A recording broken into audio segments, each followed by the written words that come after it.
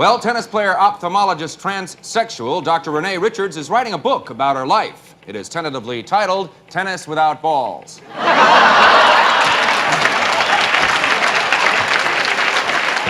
Anna Nicole Smith was hospitalized twice this year.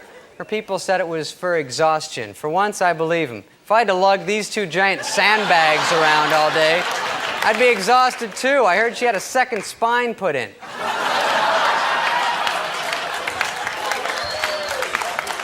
Nike has announced that it'll start testing a large-scale 3D printer to make Air Jordans. The way it works is that the printer actually makes little Malaysian kids.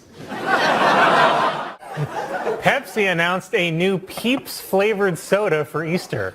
It's perfect for Easter because it will make your digestive system say, Jesus Christ. A study on weight loss revealed this week that women who participate in a weekly diet program lost 50% more weight, snacked less, and bought more fruits and vegetables than women in general.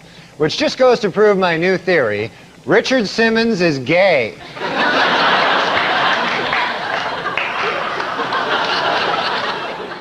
The woman who shot Selena was the president of her fan club. This kind of thing makes you stop and think. Why can't Michael Bolton's fan club show some initiative?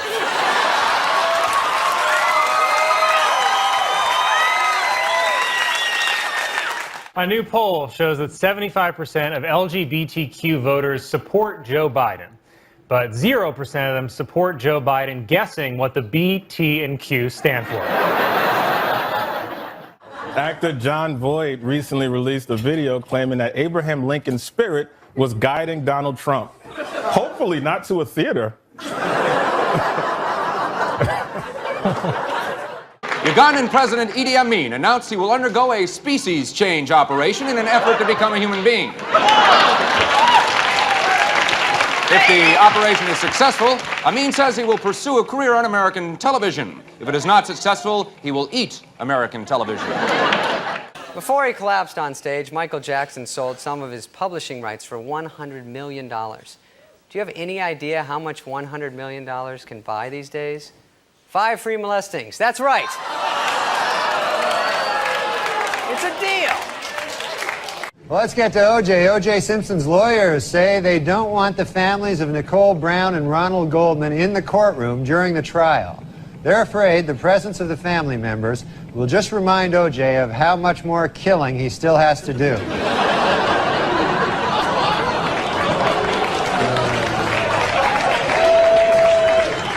I don't know if you saw this. Yesterday, a large section of California's famed Highway 1 collapsed into the ocean. And I hate to agree with Marjorie Taylor Greene, but I think it was Jewish space lasers. Orthodox Jewish leaders in New York City lashed out at a newly imposed coronavirus restriction in their neighborhoods by setting fires and burning masks. And it's a miracle because the masks burned for 8 nights. Come on, dude. That's a good one. Come on. Stop it. Stop it. And the Pope came out with a book this week, which contains a series of essays examining faith and morality in today's secular world and the changing role of the Catholic Church as it approaches the 21st century. The book is entitled, God Himself Told Me That O.J. is Guilty.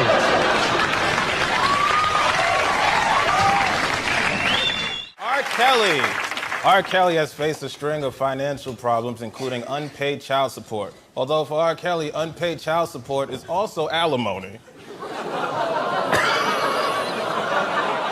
But do you get it? A man in Virginia is being called the greatest Uber driver ever after he and his teenage passenger got stuck in a snowstorm and he got a hotel room so she would be safe. Coincidentally, the worst Uber driver ever also brought his teenage passenger to a hotel room. Jonathan Schmitz, the Jenny Jones guest who killed his secret gay admirer because of his fear and hatred of homosexuality, has been sentenced to 25 years in prison. Well, I guess that plan backfired, huh?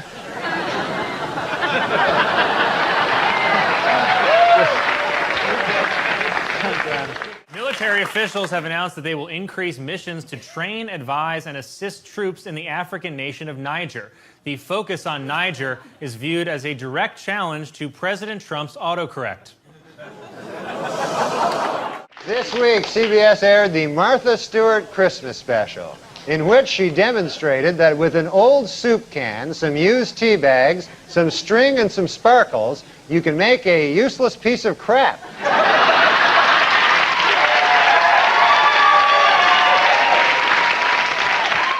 The Treasury Department announced that they will resume efforts to replace Andrew Jackson on a $20 bill with Harriet Tubman.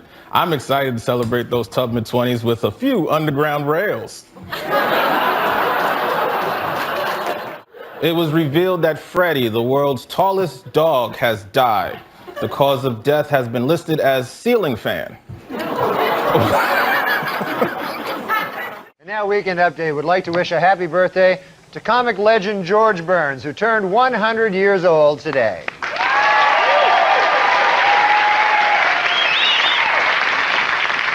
You know, I don't know the secret to his longevity, but I think I speak for all of us when I say I hope Pauly Shore doesn't know it either. The chief, well, you're not going to like this. The chief of the Cherokee Nation is calling on car maker Jeep to stop using the tribe's name on its vehicles. So Jeep has agreed to change the name to, wow, the Aunt Jemima Mobile.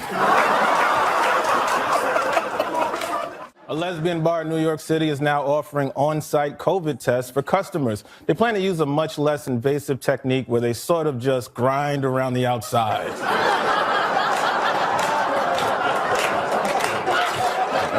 And finally, this Christmas, Santa Claus will be starting a new look at up-to-date shopping malls around the country.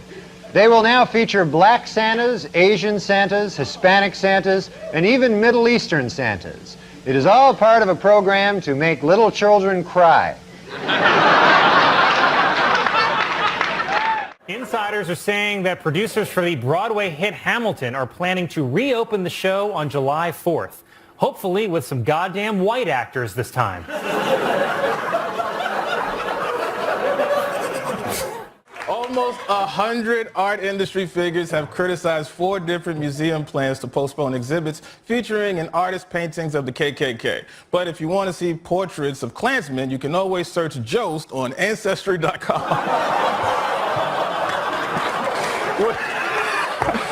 Okay, well, whatever. This week, President Clinton made history when he nominated Madeleine Albright to be first female Secretary of State. Responding to critics who say that she is not the best choice, the president insisted, quote, "She looks a lot better after a couple of drinks." A man proposed to his longtime girlfriend while she was in the middle of the New York City Marathon. Because what woman can resist a man who doesn't wait for her to finish? A new report shows that about 6 million Americans now identify as Afro-Latino. Afro-Latino is also what Spirit Halloween calls their unlicensed Bruno Mars costume.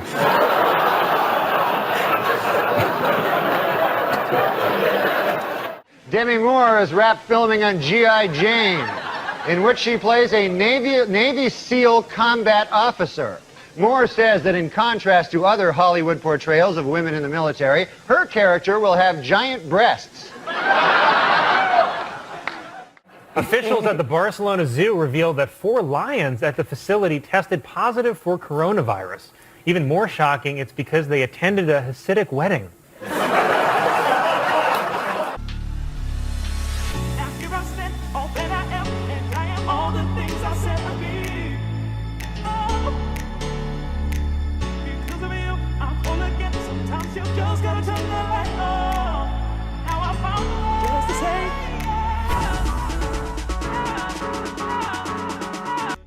In the wake of the ceasefire agreement between Israel and Hamas, insiders praised President Biden's light touch when dealing with Benjamin Netanyahu. But in fairness, everything Biden does involves some kind of touch.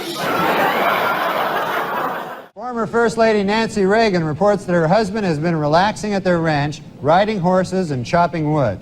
Sadly, eyewitnesses report that he was actually riding wood and chopping horses.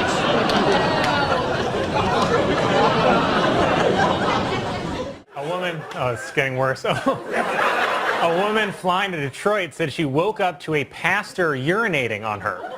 which explains why her dream was about her being baptized. It was reported that a 117-year-old nun in France has survived coronavirus, and she's actually starting to get insulted that God doesn't want to meet her. A woman in Arizona gave birth to a 14-pound baby boy. So now Arizona has 2 Grand Canyons. It's a math joke. I'm surprised you guys didn't get it. Oh, my God. A person who suffers 2 sharp, powerful blows to the head within a short period of time can suffer brain damage or even die.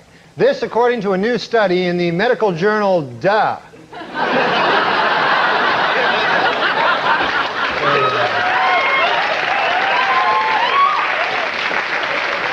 Police in Ohio say that a report of a homeless man sleeping on a bench turned out to be a statue, which was a huge relief because they shot it 15 times.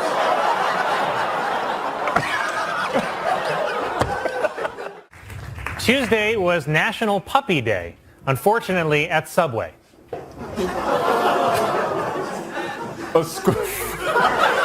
Finally, some good news. According to her doctor, legendary actress Katharine Hepburn is recovering nicely from her recent illness, and they have even upgraded her condition to decrepit.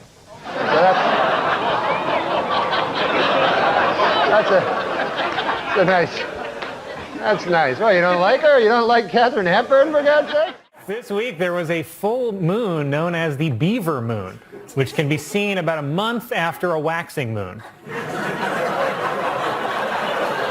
That's a good joke. That's a good one. In a recent study, scientists created 3D scans of dolphin vaginas and found that a dolphin's clitoris is remarkably similar to a human woman's. Said the night janitor at SeaWorld, well, I could have told you that. George Foreman says his upcoming autobiography will be an inspiration to every American who has tried to reach the impossible dream. And in a related story, former heavyweight champion Michael Moorer says that he wants his autobiography to be an inspiration to anyone who's ever been beaten up by an old man.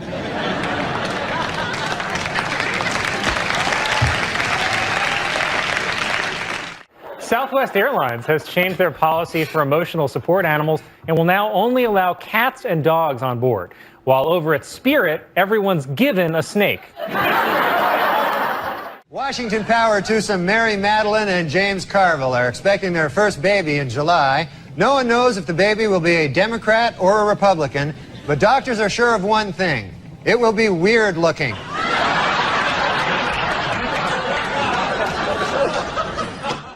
A cat who was buried by its owner after it was hit by a car dug its way out of the grave and returned to its owner 5 days later. That story again, a lady found a cat that looked like her old cat. A new study finds that frogs in the rainforest have a higher pitch call than urban frogs. The study also finds that female frogs be shopping. Well, a big seller this holiday season is Michael Bolton's Christmas album, This Is the Time. Happy birthday, Jesus. Hope you like crap.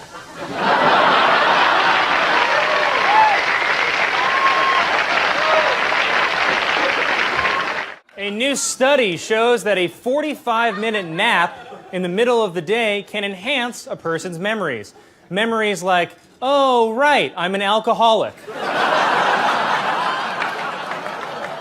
In an interview this week, Bob Dole said he is strong enough to handle the pain of losing the presidential election, although he did admit that the shock of winning would give him a giant heart attack. Scientists are working to develop advanced ultra-black materials that are so dark they absorb 99% of all light. Oh, sure, but when I try to develop ultra-black material, I'm booed at the Apollo.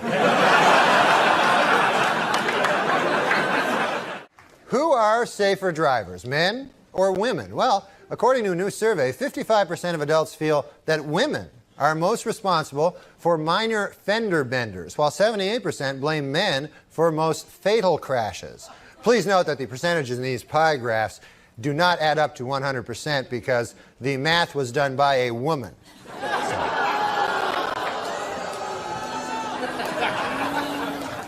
For those of you hissing at that joke, it should be noted that that joke was written by a woman. So now you don't know what the hell to do, do you? No, I'm just kidding. We don't hire women.